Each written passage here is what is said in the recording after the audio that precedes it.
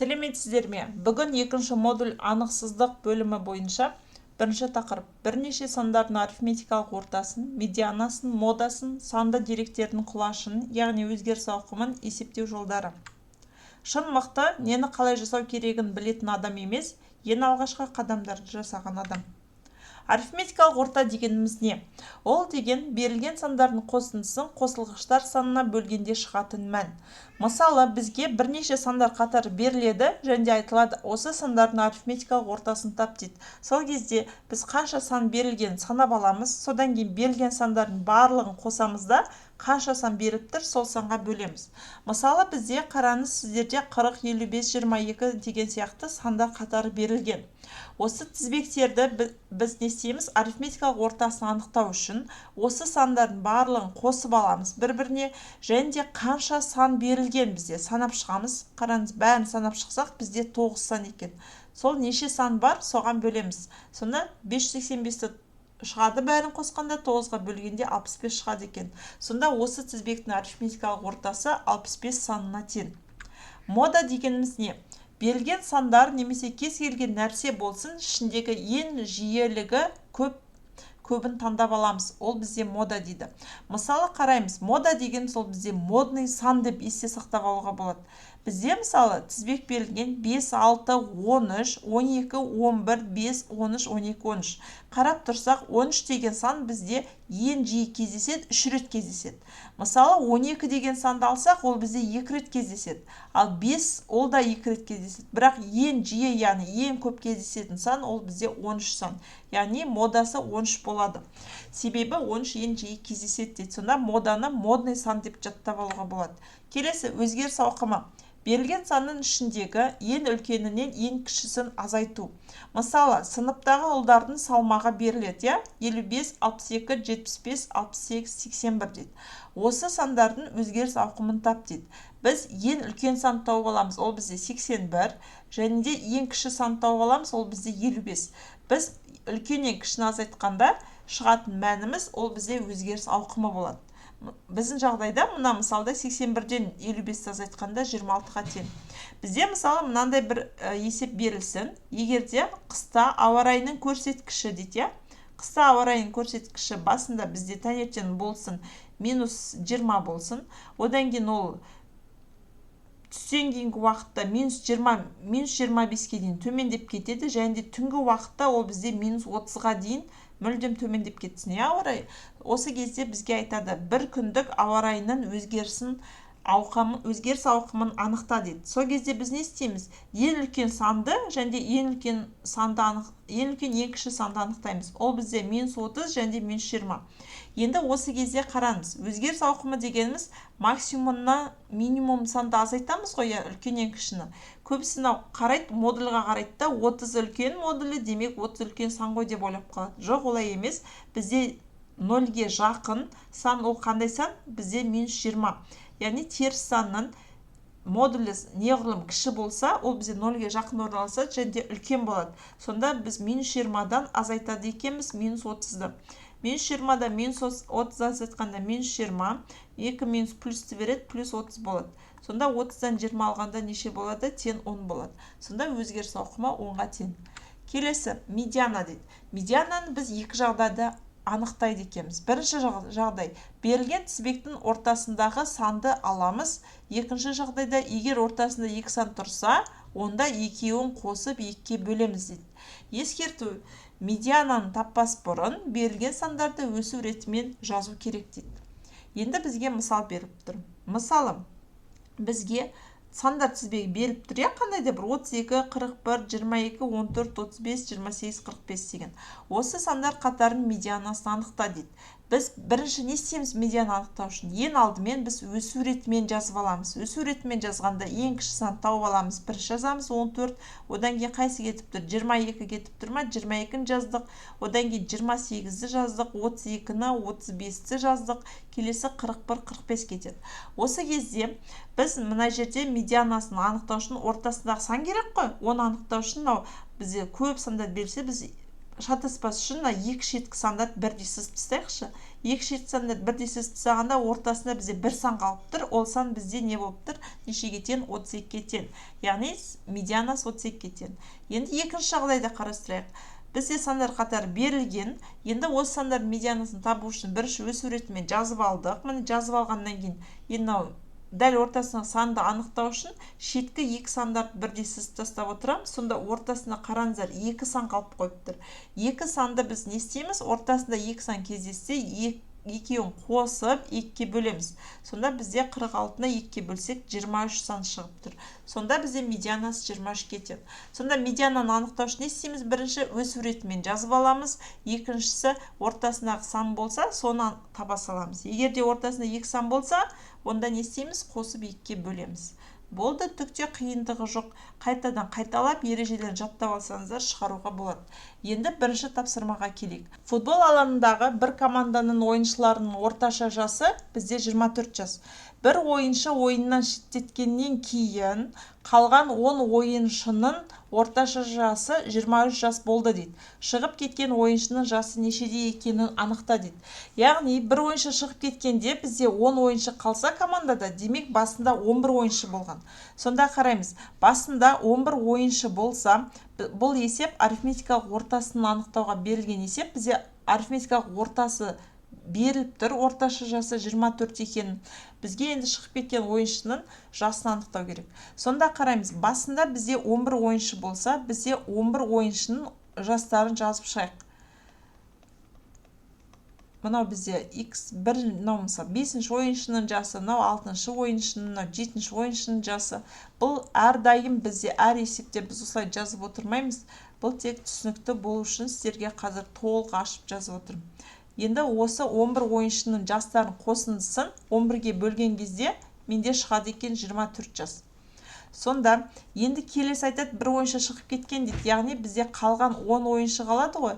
Сол 10 ойыншының жастарын барлығын қосып шықсақ, қазір 10-ға дейін толтырып жазып шығайын. 7-ші ойыншының жасы, мынау 8-ші, 9-ші, 10-ші, ойыншының жастарын қосып шығып 10-ға бөлсек, бізде тең болады екен 23-ке. Сонда қараймыз, мына екінші неден қарайықшы? Барлық 10 ойыншының жастарының қосындысы нешеге тең болады? 23 көбейту 10-ға тең болады. Ал мына жерге қарай, барлық 11 ойыншының жасын қосқаннан мына жерден бөліп алайықшы. 10 ойыншының жасына қосып тұрық, 11-ші ойын жасын, ол тең болады 24 көбейту 11. Сонда 10 ойыншының жастардың қосындысы нешеге тең болып тұр? 230-ға тең ғой. 230-ті мына жерге қоя салсам, 230 қосу 11-ші ойыншының жасы тең болады екен 264. Осыдан 11-ші ойыншының жасы тең болады 264-тен 230-ті азайтсам, ол бізде тең болады екен 34-ке. Сонда осындай жауап бар. Яғни жауабы Б болады. Бізде шығып кеткен ойыншының жасы нешеде? 34-те екен. Екінші есеп, сандардың өзгеріс ауқымын анықта дейді. Өзгеріс ауқымы дегеніміз ең үлкен санды тауып аламыз. Сол бізде қараймыз 15,9 екен, ең кіші сан 0,6. Осы үлкен саннан 15,9-дан азайтады 0,6-ны, ең кіші санды бізде шығады екен 15,3. Сонда бізде жауабы Е деген жауап болады. Келесі үшінші есеп. Сандар қатарының медианасын тап дейді. Медианасын табу үшін біз айттық, өз суретімен жазып аламыз.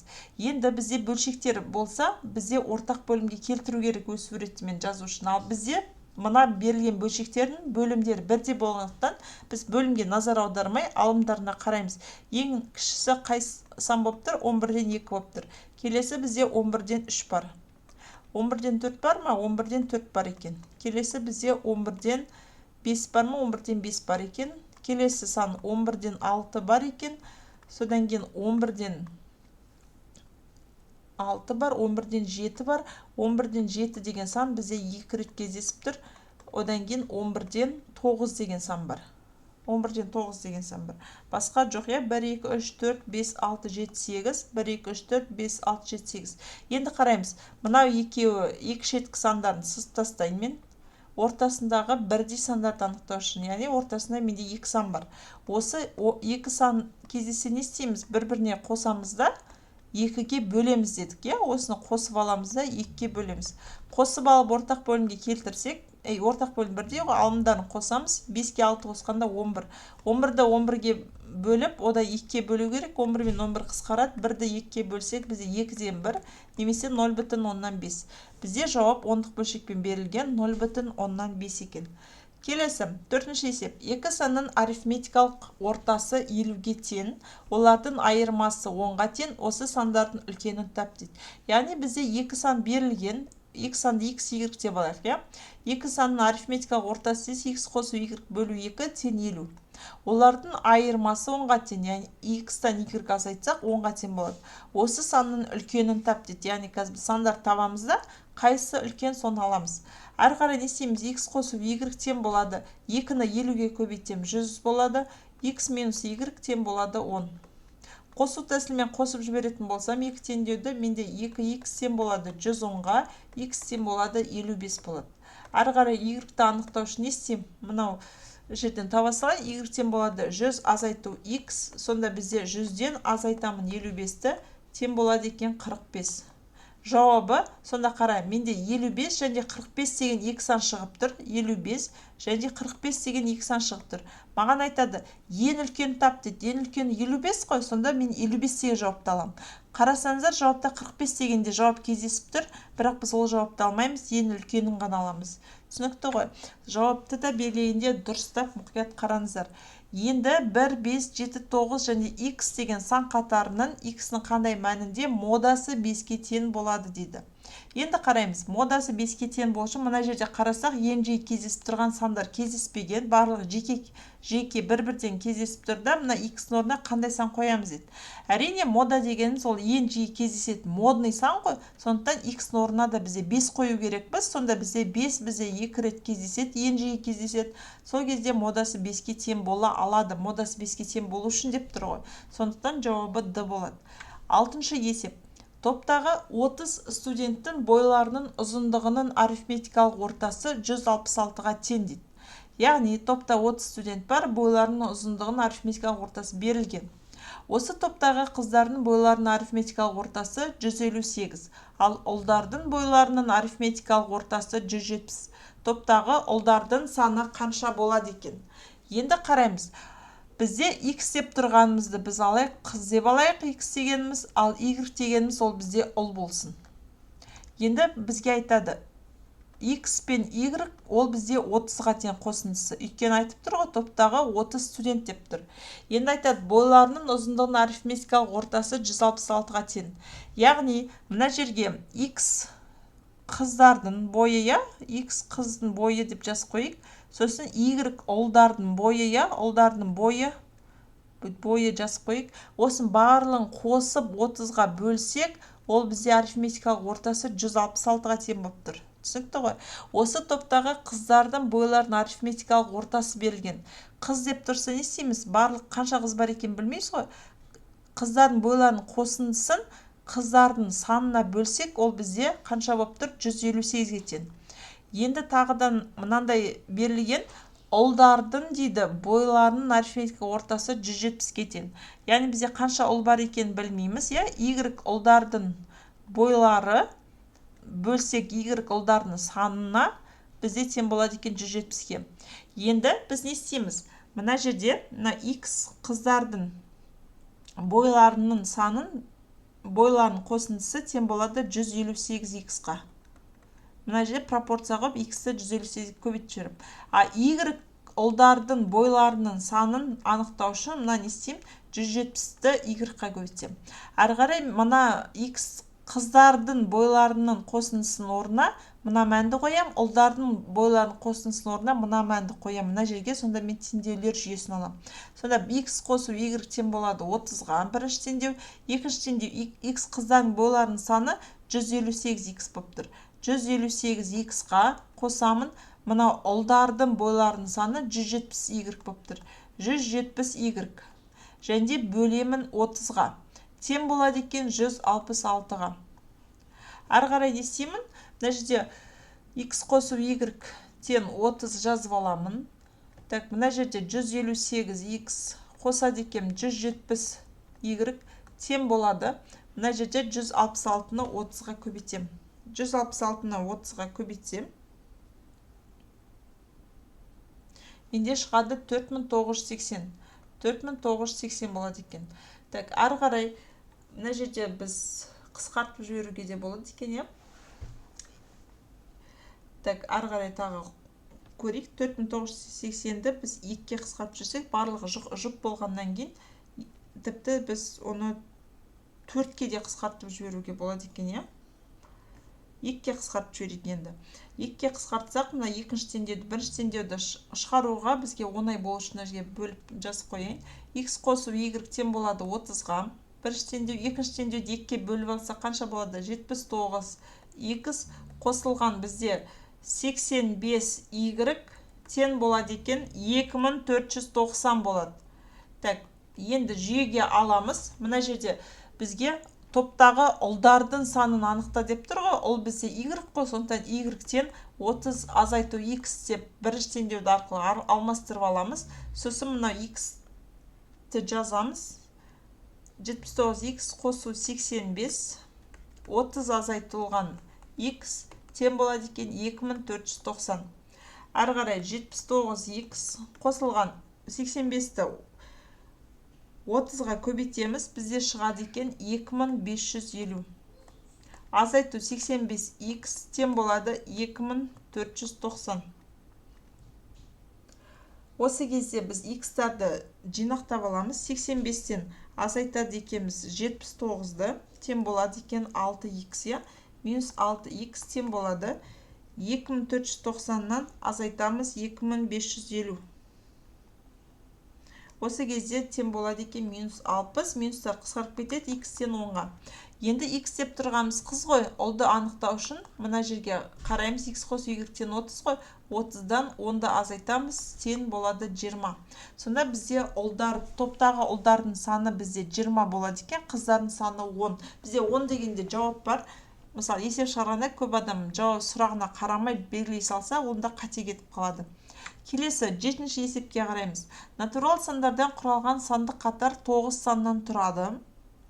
Яғни 9 сан бар құрамында. Сандық қатар 12 санынан басталып бірдей санға артады және 84 санымен аяқталады дейді. Осы сандық қатардың медианасын анықта дейді. Яғни 9 саннан құралса, бізде дәл ортасындағы санды аламыз, Яғни бізде 9 саннан құралса, бізде қараймыз, бірінші, екінші, 3, 4, 5, 6, 7, 8, 9 сан бар. Бірінші сан бізде қанша деп тұр? 12. Соңғы сан ол бізде 84 болу керек, Енді арасындағы біз сандарды білмейміз, Арасындағы сандарды бізге анықтау керек. Өйткені бізде 9 сан болса, мынау ортасында тұрған санның саны ол бізде медианасы болады екен. Енді қараймыз. Біз оны қалай анықтаймыз дейді. Ол үшін біз не істейміз? 84-тен 12-ні аламыз. Ең үлкен сан кіші санды аламыз. 72 болады. Содан кейін 72-ні біз бөлеміз. Мұнда 9 сан болса, 84-тен 12 алсақ 1 сан деп есептейміз, 8-ге бөлеміз, сонда 9-ға тең. Яғни 9 санына бізде артып отыр екен мына жерде. X-ның мәні 9-ға тең. Сонда 12-ге 9 қосқанда екінші сан тауып алайық. Бірінші сан 12 болса, екінші сан қанша? 21. Үшінші сан қанша? Тексеріп көрейік. Дәл осы шығама 84-ке дейін, 30. Тағы 9 қосса қанша болады екен? Мұнда 39. Мына жерде болады 48. Мына жерде болады 57 болады. 57-ге 9 қосқанда 66 болады. 66-ға 9 қосқанда 75 болады. 75-ке 9 қосақ 84 болады. Шығады екен, Сонда бізде әрдайым не істеген? Қанша сан қосылып отырған? 9 саны қосылып отырған. Өйткені мұнда айтып тұр ғой, бірдей санға артып отыр деп. Сонда бізде осы санның қатардың медианасын тап дейді. Сыз қой, медианасы деген дәл ортасында тұрған сан 48 дейді. Жауабы 48 дейді. Жауабы міне 48 шығып тұр. Келесі 8-ші есеп. Оқушылардың математика сабағынан алған бағалары берілген. 5, 4, 3, 3, 3, 5, 4, 5, 5 оқушының осы алған бағалардың модасын тап дейді. Мода дегеніміз айттық, ең модный сан. Көп жиі кездесетін сан қайсысы? Қарайшы, 5 деген сан 4 рет кездеседі екен, 5 деген сан қараймыз, 4 рет кездесіп тұр. 3 деген сан 2 рет кездеседі, 4 2 рет кездеседі. Яғни ең жиі кездескен сан ол қайсы болып тұр? Тек қана 5 саны болып тұр. Келесі, осымен аяқталды сабағымыз. Сабақты 3-4 рет қайталап көріңіздер. Тақырып өте оңай, бірақ та берілген мұқият оқымағандықтан көбісі балалар медиана мен моданы шатастырады. Мода дегеніміз модный сан, яғни жиі кездесетін деп жаттап алыңыздар. Медианасы деген дәл ортасындағы сан екен, жаттап алыңыздар. Бәріңізге сәттілік, сау болыңыздар.